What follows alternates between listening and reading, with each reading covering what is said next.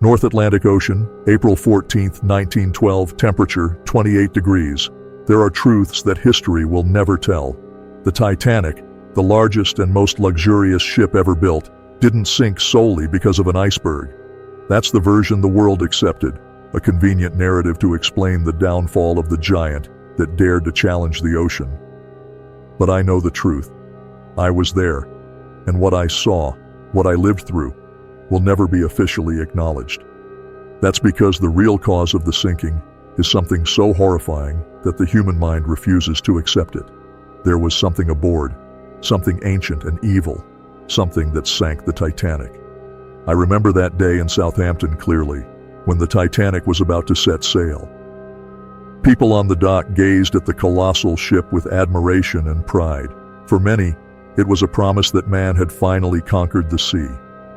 As a simple crew member, I wasn't part of the elite strolling through the marble corridors and dining rooms, but I shared the feeling of awe. I worked in the ship's depths, in the cargo holds, checking the freight and making repairs. My life was far from the glamour of first class, but it was a decent existence. The voyage started smoothly. With its massive engines and colossal structure, the Titanic cut through the ocean with ease. The days were calm, and the nights, though cold, were peaceful. But something strange began happening on the second night. We were miles away from any shore, surrounded only by the dark vastness of the Atlantic, when a murmur started to echo through the ship's deepest corridors. I was on the lower deck, checking the doors that isolated the cargo areas, when I heard it. At first I thought it was the sound of metal groaning or some ill-adjusted equipment, but it wasn't. The sound was low and continuous, like a heavy, slow breathing that seemed to come from somewhere very far away. I tried to ignore it because, like any other seaman, I knew long journeys could play tricks on the mind, but something about that sound deeply disturbed me. It was as if something inside me knew that noise didn't belong there. That night, the nightmares began. I dreamed of something in the ocean's depths, a gigantic, ancient creature, something that should never be awakened. I saw its shape in the shadows, felt its gaze on me, and even in my dreams, I knew I was trapped on a ship, heading inexorably toward its fate. I woke up in a cold sweat, my heart racing. But that was only the beginning. On the third day, as I walked through the corridors, I overheard some of my fellow workers talking about strange sounds coming from the cargo holds. They laughed, saying that tales of ghosts and curses were typical of superstitious sailors. But the truth was, we were all uneasy. The Titanic, so large and majestic, had something oppressive about its vastness, especially in the deeper, more isolated areas. There, the silence seemed to take on a life of its own, almost suffocating, and even the sound of the machinery seemed muffled, as if it was struggling against something trying to emerge. That night, I was sent again on a routine inspection of the cargo holds. The corridor was deserted, except for the distant hum of the engines and the gentle sway of the ship. As I passed through one of the deepest sections, I smelled something strange, something that shouldn't have been there. It was like sulfur, mixed with the salty odor of the ocean. With every step I took, the smell grew stronger, and my skin began to tingle. I pressed on, forcing myself to complete my duty, but something in the air seemed to be changing, growing denser, colder. Then I heard it again, that deep, low murmur. This time, it was more intense and seemed closer. I quickened my pace, trying to ignore the rising panic that was gripping my chest. When I reached the last door, the one closest to the ship's bottom, I heard it clearly. A low, constant growl, like that of a sleeping beast, but one that would soon awaken. The metal door in front of me trembled slightly, as if something on the other side was moving. I tried to rationalize what was happening. Perhaps it was just the effect of the ship cutting through the icy Atlantic waters, the sound of ice scraping against the hull, but something inside me screamed that wasn't the case. My body reacted before my mind could make a conscious decision. I turned around and ran back to the upper decks, cold sweat mixing with the chill in the air. In the days that followed, tension grew among the crew. There was something in the air, a feeling that something was about to happen, something far worse than a storm or a navigational error. The whispers increased. There were stories of strange shadows in the corridors at night, of figures that didn't seem to belong to this world, walking silently among the passengers and disappearing before anyone could confront them. One of the engineers, a man named Sullivan, was particularly on edge. The night before, he swore he had seen something lurking near the boilers. He said it was large, much larger than a man, and its eyes glowed in the dark, like those of a ravenous beast. At first, everyone laughed at him, but the laughter quickly turned to uncomfortable silence when other crew members began to report similar sightings. On the afternoon of April 14th, the sea was calm, the water like a mirror of ice reflecting the sky. But even with that tranquility, the feeling of imminent danger grew stronger. I avoided the cargo holds whenever possible, but that night I was ordered to do another safety inspection. My hands shook as I descended the stairs to the lower levels, my mind overtaken by growing anxiety. When I reached the compartment where I had smelled the strange odor the night before, I noticed the air was even colder, almost freezing, as if an invisible presence was draining the heat around me. That's when I saw it. I can't explain what it was, but at the end of the corridor, a shadow moved slowly, much larger than any human.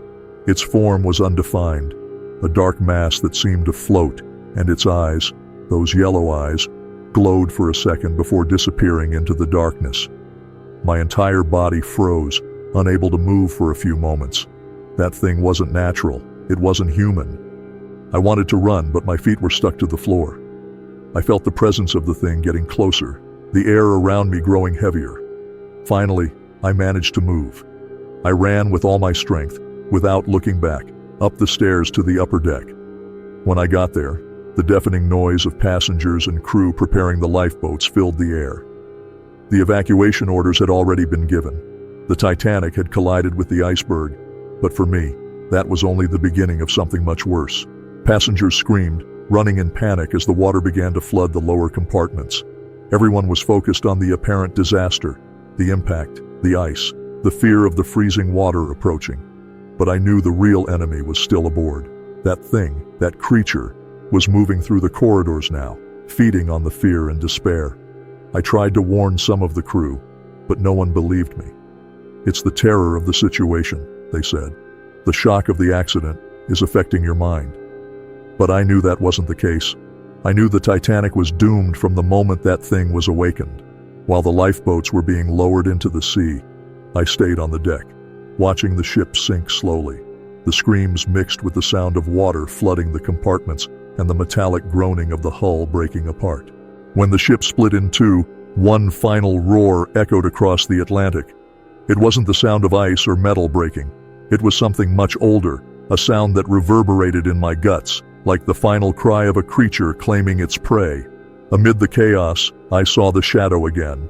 It was on the deck, moving among the wreckage, watching as the Titanic sank. Its eyes, those damned yellow eyes, fixed on me for a moment. Then, with a swift movement, the thing disappeared into the dark waters. I was rescued by one of the last lifeboats, completely exhausted and terrified. As the Titanic disappeared into the depths of the Atlantic, I knew that thing had returned to where it came from. It wasn't an accident.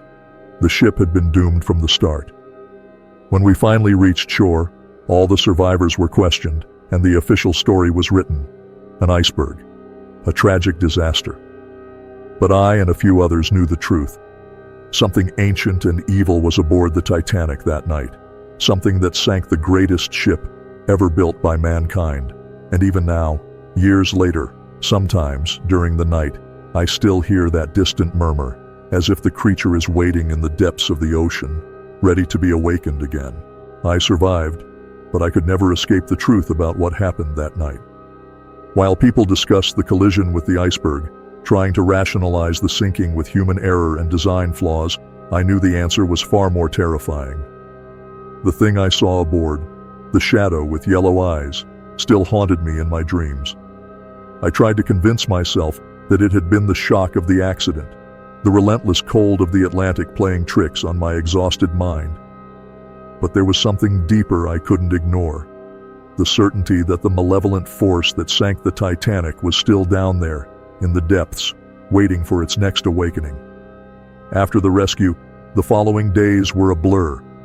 Journalists, government officials, and even doctors surrounded us, seeking any detail about the tragedy. We were questioned relentlessly, and every time I tried to mention what I had seen, what had really been aboard that ship, I was interrupted or dismissed. I was just another sailor, unimportant, without a voice.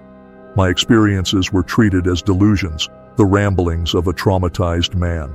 So, I decided to keep what I knew to myself.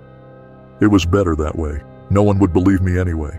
When the survivors were finally released, and I could return to my small house in London, I thought the worst had passed. But on the first night back, the nightmares returned with even greater intensity. I saw the Titanic again, sinking into the dark depths of the Atlantic. But this time, the ship was being pulled, not by gravity or the force of the waters, but by invisible claws, monstrous tentacles rising from the ocean's bottom, wrapping around the hull and crushing it like a fragile toy. And in the depths, the eyes. Those damned yellow eyes glowing in the darkness, fixed on me, as if they knew where I was, as if they were calling me back. I always woke up with my heart racing, cold sweat running down my body, and the creature's roar still echoing in my ears. I tried to move on, to find another job, but the weight of what I had witnessed kept me prisoner to my own memories. Even in the simplest tasks, I felt that thing's presence, as if it were always lurking, waiting for me. I started drinking. It was the only way to calm my nerves, to drown out the sounds, to chase away the eyes that watched me in my dreams. In the pub, between drinks, I overheard conversations from other men. Some spoke about the Titanic, the great disaster, and how it was impossible for something like that to have happened to such a grand vessel. An unsinkable ship, they said. I just smiled bitterly and took another sip. No one would ever know the truth. The Titanic didn't sink because of human error. It wasn't man's arrogance that sealed its fate. There was something much older, something that had been waiting in the ship's holds, a curse that should never have been unleashed. One night, as I drank alone, a man approached me. He looked older than his years, with tired eyes and a hunched posture, as if he carried the weight of a life full of secrets. He sat next to me without asking permission and ordered a drink. We didn't speak for a long time, but I felt he was there for a reason. Finally, he broke the silence. "You saw it too, didn't you?" he asked, his voice hoarse and weary. I looked at him, surprised, but also suspicious. I didn't know if he was just trying to take advantage of my memories, or if he knew something more. "What you saw down below, in the holds, that thing that sank the ship. I know you saw it." My heart raced, and suddenly the pub felt too small, too stuffy. The sound of laughter and conversations around us disappeared, and all I could hear was the man's heavy breathing and the pounding of my own heart. How did he know? Who was he? "I don't know what you're talking about," I replied, trying to brush off the conversation, but my voice trembled, and the old man noticed. He chuckled softly, as if he was used to meeting people like me, who tried to run from an unbearable truth. "I saw it too," he continued, ignoring my denial, "but not on the Titanic. Years before you were born, there was another ship, an expedition in search of unknown lands. They brought something aboard, something that should never have been found, and like the Titanic, that ship never reached its destination." A chill ran down my spine. The man spoke with an unsettling certainty, as if he knew exactly what I had experienced. I tried not to believe him, tried to dismiss it as another sailor's fantasy, but something in his words, or maybe in his eyes, hollow and tired like someone who had seen too much, made me stop. "You know what I'm talking about, don't you?" he asked again, his voice now lower, almost a whisper. "That thing? This isn't the first time it's emerged. The Titanic was just the latest of many." For a moment, my throat went dry. I tried to speak, but the words wouldn't come. The old man looked at me with pity, as if he understood the burden I carried. He took one last sip of his drink and then leaned closer, as if to share a secret he had carried for years. The creature in the depths of the ocean. It was awakened, and now it's waiting to be freed again. You and I know that, but no one else believes. No one else wants to know the truth. Before I could respond, the man stood up and left the pub, disappearing into the dark London night. I sat there, motionless, the glass still in my hand, trying to process what had just happened. That old man knew. He had seen it too. But what he said next, that the creature was waiting to be freed again, left me in a constant state of alert. In the months that followed, I tried to forget the conversation with the old man, but it was impossible. His words stayed etched in my mind like a curse. I began researching ship disappearances, old expeditions that had vanished under mysterious circumstances. What I found was disturbing. There were countless reports of ships disappearing without a trace, some with strange stories of shadows in the ocean, mythical creatures, or curses that doomed them. One night, tired and tormented by yet another nightmare, I decided to go to the White Star Line office, the company responsible for the Titanic. There was something I needed to see with my own eyes, something that had been bothering me since the conversation with the old man. I arrived there the next morning and asked to speak with someone who could provide details about the Titanic's cargo, especially items brought aboard at the last minute, just before we left Southampton. I was met with suspicious looks. No one wanted to talk to me. The Titanic had already been a tragedy, and any mention of mysteries or supernatural phenomena was immediately dismissed as madness. But I was determined. After days of frustrated attempts, I finally gained access to a partial list of the ship's cargo. And that's when I found it. An item described only as an archaeological artifact, brought from Scotland, loaded in secret, in one of the ship's deepest compartments. My mind raced. I remembered the murmurs in the cargo hold corridors, the smell of sulfur I had sensed before encountering the creature. And then, everything made sense. The thing aboard the Titanic wasn't something natural. It wasn't just a physical beast, but a manifestation of something far older, something that had been awakened. I did what I could to investigate the artifact, but all my efforts were in vain. Any mention of it was met with closed doors, and the few people who seemed to know something about it refused to talk. The silence was deafening, and the truth seemed increasingly out of reach. In the end, I realized that just as the old man in the pub had said, the Titanic wasn't the first. There had been others before, and there would be others after. The creature, that evil lurking in the ocean's depths, had been awakened by accident. It didn't sink the Titanic just to destroy it. That was merely the beginning of something much larger, something that was still to come. The years passed, and I tried to move on with my life. But each night when the silence took over the darkness, I could still hear the distant murmurs. I felt that time was running out, that one day, somewhere in the world, that thing would be freed again. And when that happened, the disaster I witnessed on the Titanic would seem small compared to what was coming. I tried warning others, but no one ever believed me. The years went by, but the feeling that the truth about the Titanic would never be revealed gnawed at me. Each passing day, my mind relived those dark and terrifying moments. People moved on. The families of the survivors and victims tried to find peace and solace in their own stories of loss. But I couldn't. The creature, that force I had witnessed aboard the Titanic, not only haunted me during the night, it was present in every moment of my life. More than that, I knew, with a terrible certainty, that the worst was yet to come.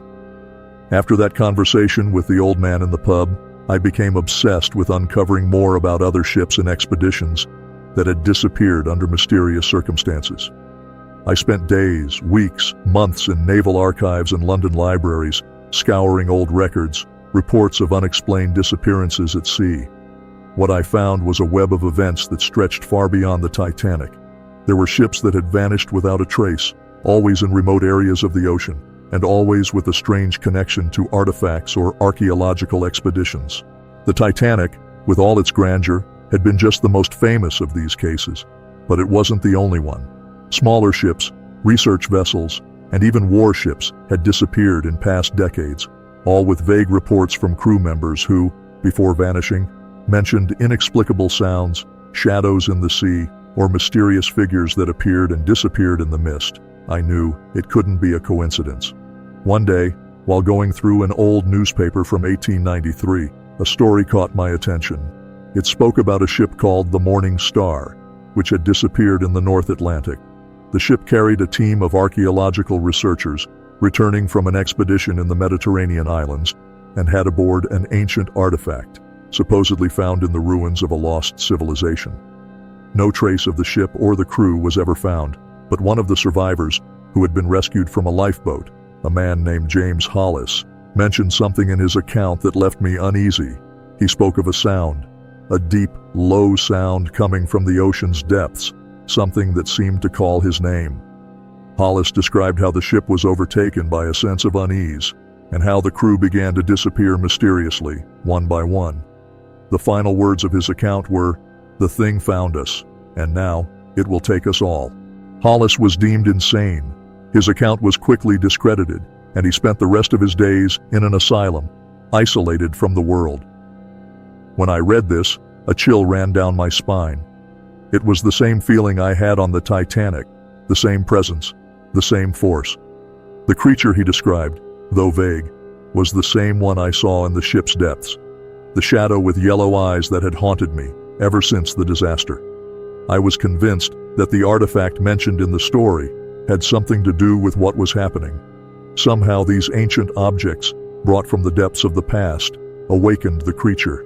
They were like catalysts, and when the creature was awakened, the fate of everyone aboard was sealed. But how could I prove it?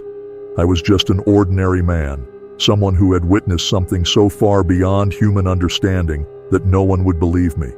After months of fruitless research, I decided I needed to find answers in a different way. If the Titanic's artifact had been found, if it indeed existed, then I needed to locate it. I needed to see with my own eyes what had been brought aboard and whether somehow it was still connected to the creature. My search took me to Edinburgh, Scotland. The mysterious cargo had been loaded there shortly before the Titanic set sail. I found the name of a man involved in the expedition that had supposedly brought the artifact, Sir Malcolm Whitmore, a renowned archaeologist at the time. He and his team had unearthed what they described as the tomb of a lost civilization, and the centerpiece of the discovery was described only as an object of incalculable power. Whitmore had died soon after the expedition, under mysterious circumstances. The official cause was a heart attack, but rumors said he had been found in his home with an expression of pure terror, as if he had seen something beyond comprehension. His death sealed the artifact's fate, which was transferred to the Titanic in secret, with the intention of being taken to a museum in New York. But the ship never made it there, and the artifact, like most of the secrets of that fateful sinking, was lost in the ocean's depths. My search for more information about Whitmore and his expedition was not easy. Many documents had been destroyed or simply vanished. It was almost as if someone, or something, wanted to ensure that this chapter of history was forgotten. But finally, after weeks of research, I found a lead. An old assistant of Whitmore's, now elderly, lived in a small village outside Edinburgh. His name was Jonathan Blake, and he had been the last person to see the artifact before it was loaded onto the Titanic. Blake was a man of over 80, with fragile health and a mind troubled by memories. When I knocked on his door, he greeted me with a mixture of curiosity and suspicion. "I haven't had many visitors in years," he said. But when I mentioned Whitmore's name and the artifact he had discovered, Blake changed completely. His eyes, previously dimmed by age, flashed with a moment of pure fear. He invited me in, and what I heard next confirmed all my worst fears. "That thing Whitmore found," he began, his voice trembling, "wasn't just a simple relic. It was something alive, in a way. Not that it breathed or moved, but there was something about it, an energy, a presence. From the moment we unearthed it, something changed. The nights grew longer and everyone in the expedition began having nightmares. And Whitmore, he was the most affected. At first he became obsessed with the artifact, unable to part from it. Then he grew to fear it." Blake paused, his trembling hands gripping his cane tightly. Whitmore knew something was wrong. He tried to understand it, but the thing, it always seemed one step ahead. And then, when the artifact was loaded onto the Titanic, I felt an immediate sense of relief, as if the shadow that had loomed over us had finally left. But now, looking back, I know it was a terrible mistake. We should never have let that thing be taken to sea. "You saw what happened, didn't you?" Blake asked suddenly, his eyes fixed on mine. "You were aboard the Titanic when it sank. That thing was there, wasn't it?" I couldn't deny it any longer. I nodded slowly, confirming his suspicions. The old man sighed, as if he had finally found someone who shared the same burden he had carried for so long. The artifact wasn't just an archaeological discovery, he continued. It was a portal, a connection to something much older and more dangerous. The creature you saw, it doesn't belong to this world. It's something that was banished millennia ago, and somehow Whitmore brought it back. Blake stood with difficulty, walking over to an old cabinet in the corner of the room. From it, he pulled out a worn journal. He handed it to me carefully, his hands still shaking. "This is Whitmore's diary," he said. "He wrote about his discoveries, his theories. Maybe you'll find some answers here. But if I were you, I'd leave this behind. There are things man shouldn't know, and what you saw on the Titanic is just the beginning." I thanked the old man and left his house with a heavy heart. Whitmore's journal was now in my hands, and I knew it contained secrets that could change everything I thought I knew about what had happened that night. But at the same time, I also knew that the deeper I delved into this, the closer I was getting to the creature that had sunk the Titanic. Back in my small house, I sat down, and for the first time in a long time, I felt like I was getting closer to the truth. I opened the journal carefully, and the yellowed pages told me a story I could hardly believe. Whitmore described his discoveries in detail, including ancient inscriptions he found in the ruins where the artifact had been buried. According to him, the object wasn't just a relic, but a key, an instrument used by a lost civilization to imprison a monstrous entity in the ocean's depths. The writing spoke of a creature that had been banished to the depths for its crimes, a force of destruction that threatened to engulf the world.